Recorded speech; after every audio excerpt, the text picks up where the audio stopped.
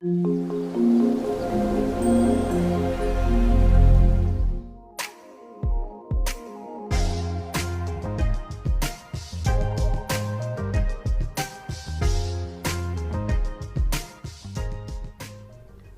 Friends, welcome back to my channel. I am Manoj Kumar और दोस्तों आपका दोस्त, आपका भाई फिर से हाजिर है आपके सामने एक और कंसेप्ट को लेकर।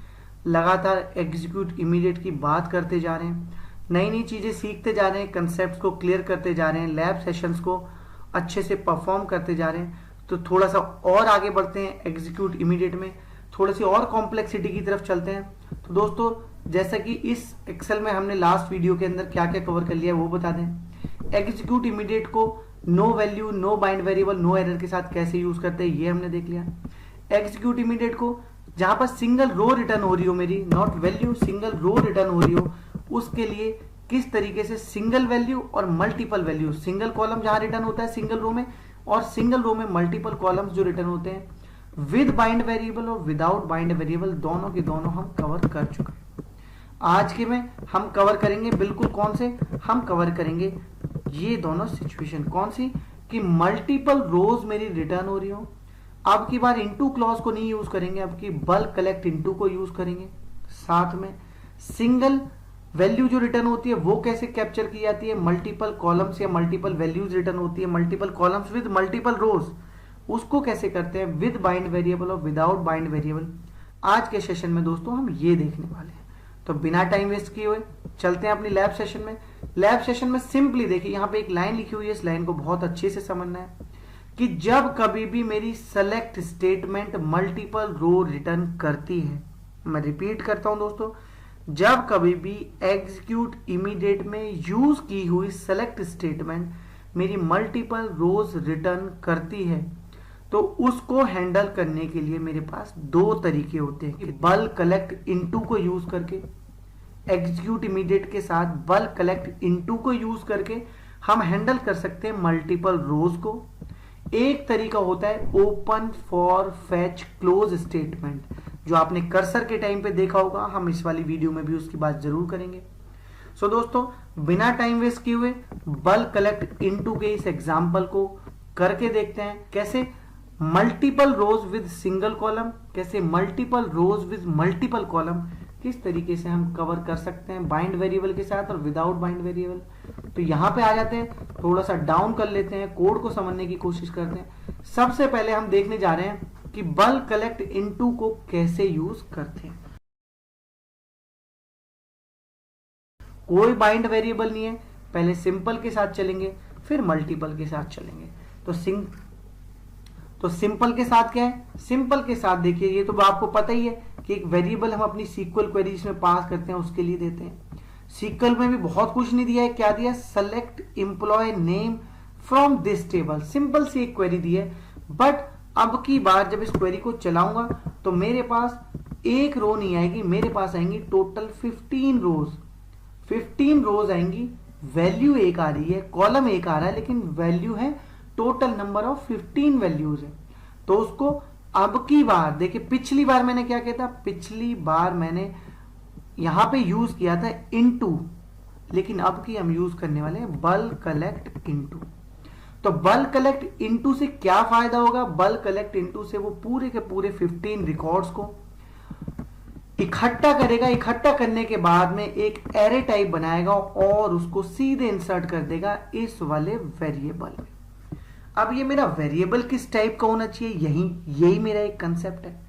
सबसे इंपॉर्टेंट कंसेप्ट यहां पर यही है कि ये वेरिएबल मेरा किस टाइप का है, जो सिंगल वैल्यू को नहीं ले रहा है, बल्कि ये तो पूरी की पूरी एक टेबल के पूरे कॉलम्स को ले जा रहा है, जहां पे सारे के सारे इस पूरे के पूरे एरे को, एक तरीके से आप कह सकते हो सारे के सारे डेटा को इसी में, जैसे मैं सेलेक्ट कर रहा हूं एक डाउन करके, बिल्कुल इसी फॉर्मेट में एक क्यूब के तरीके से सीधे ले जाकर के एक फनल के हिसाब से उसमें जाके डाल देगा।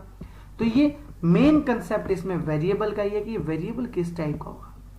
दोस्तों, ये वेरिएबल एक मैं बना रहा हूं किस टाइप का, नेस्टेड टेबल टाइप का एक कलेक्शन यहां पे डिफाइन कर रहा हूं। ये मेरा एक कलेक्शन है जिसका टाइप क्या है, नेस्टेड टेबल टाइप।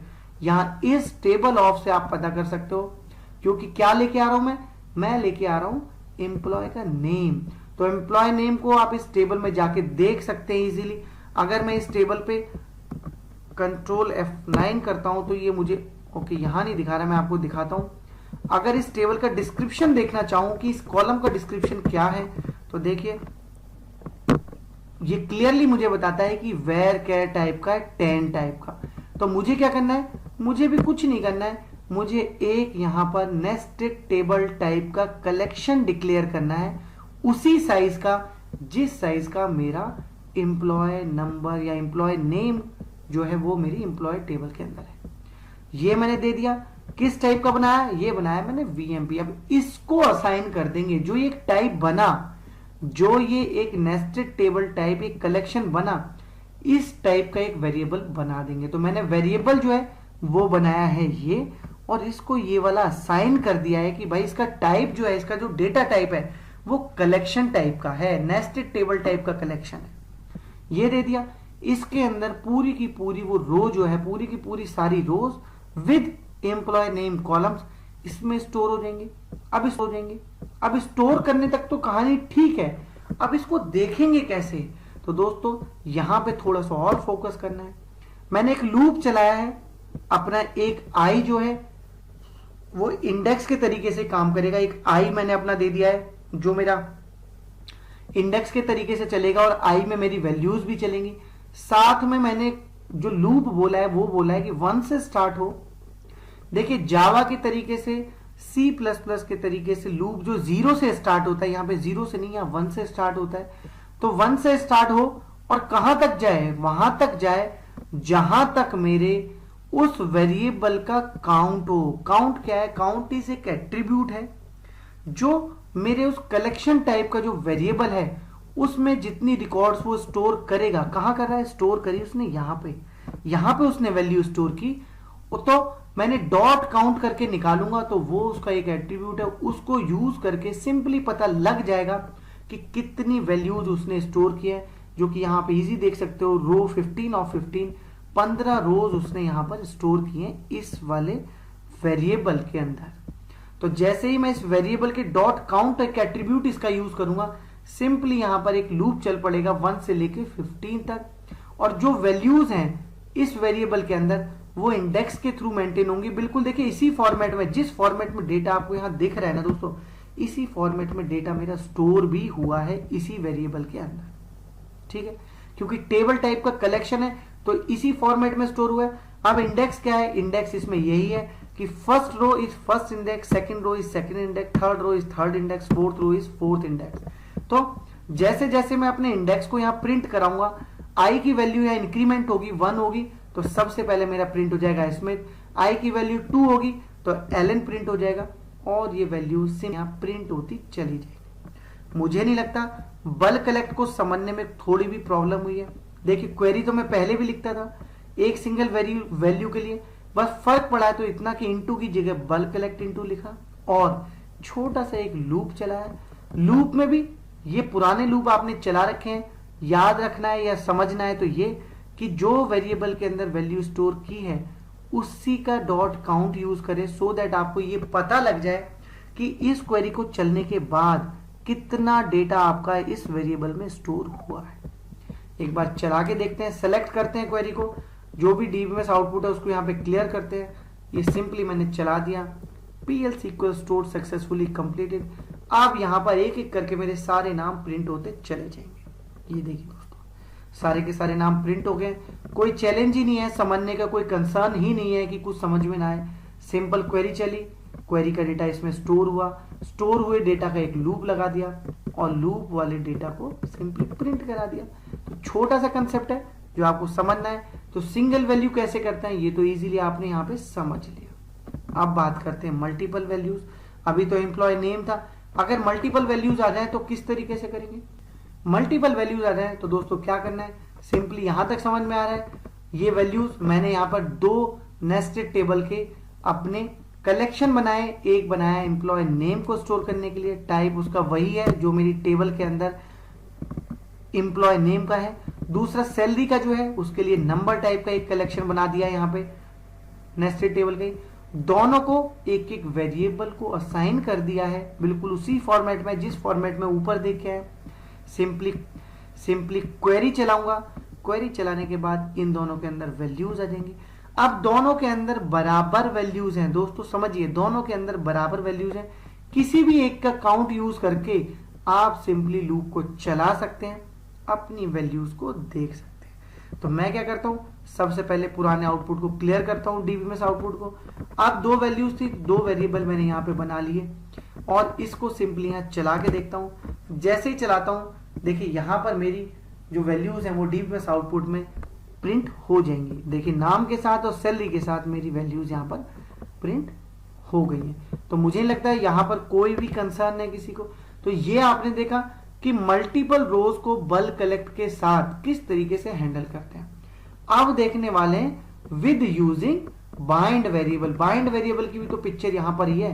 तो बाइंड वेरिएबल को कैसे करना है, सेम एग्जांपल है दोस्तों जो हमने ऊपर यूज किए थे, सेम एग्जांपल है।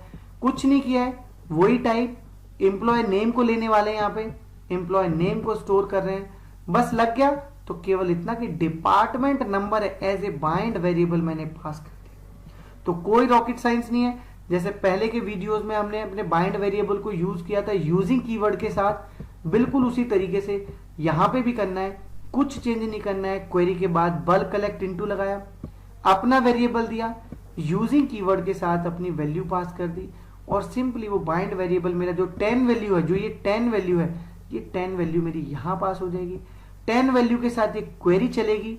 क्वेरी चलने के बाद वो वैल्यू मेरी इस वाले वेरिएबल में जो कलेक्शन टाइप का है इसमें स्टोर हो जाएगी। सिंपली यहां पर एक लूप चलेगा। लूप क्लियर पता है मुझे कि जो वेरिएबल है उसी का डॉट काउंट एक एट्रीब्यूट यूज करूंगा जिसमें मुझे ये पता लग जाएगा कि इस वेरिएबल में कितनी नंबर ऑफ रोज मेरी स्टोर्ड है और उन वैल्यूज को मैं सिंपली यहां पर इंडेक्स पे 1 पे 2 पे 3 पे जो इंडेक्स पे वैल्यूज सेव है उस पे मैं ये प्रिंट करा लूंगा। तो सिंपली इसको चला के देखता हूं, सेलेक्ट किया, यहां से क्लियर किया। बाइंड वेरिएबल कैसे यूज हो रहा है, बस वो चीज हमने यहाँ पे नहीं सीखी है। बाइंड वेरिएबल को यूजिंग क्लॉज के साथ हम यूज करते हैं। ये सेलेक्ट किया सारा का सारा लूप और ये चला दिया। पीएलसी को सक्सेसफुली कंप्लीटेड। कुछ भी नहीं होगा, आपके डिपार्टमेंट 10 में जितने एम्प्लॉयज होंगे केवल उतने ही एम्प्लॉय प्रिंट होंगे। तो यहाँ पर डिपार्टमेंट 10 में केवल 3 एम्प्लॉयज हैं जो यहाँ पर प्रिंट हो गए। थोड़ा सा और आगे बढ़ते हैं। मल्टीपल वैल्यूज को मल्टीपल बाइंड वेरिएबल्स के साथ कैसे करते हैं वो भी देखते हैं।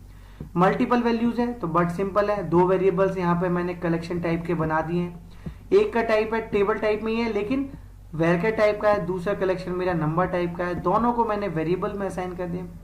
क्वेरी से आप अवेयर हैं क्योंकि ऊपर भी आपने देखा है वेरिएबल मैंने बाइंड वेरिएबल 2 लगा दिए। एक डिपार्टमेंट नंबर जो पास करूं उसी का डेटा है, साथ में उसमें भी वही डेटा है जिसकी सैलरीज में यहाँ पे ग्रेटर देन 2 उससे ज्यादा है।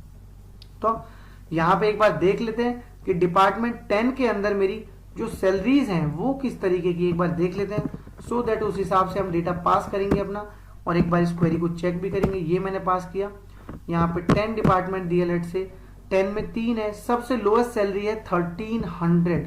तो ठीक है, एक बार ट्राई करके देखते हैं। सबसे पहले बाइंड वेरिएबल कैसे पास करने हैं, उसी सीक्वेंस में पास करने हैं जिस सीक्वेंस में आपने वो दिए। तो पहले ये दिया है, उसके बाद में ये दिया है। तो यहाँ पे भी पहले डिपार्टमेंट 10 की वैल्यू ही देनी है आपने, यहाँ पे जैसे दी है।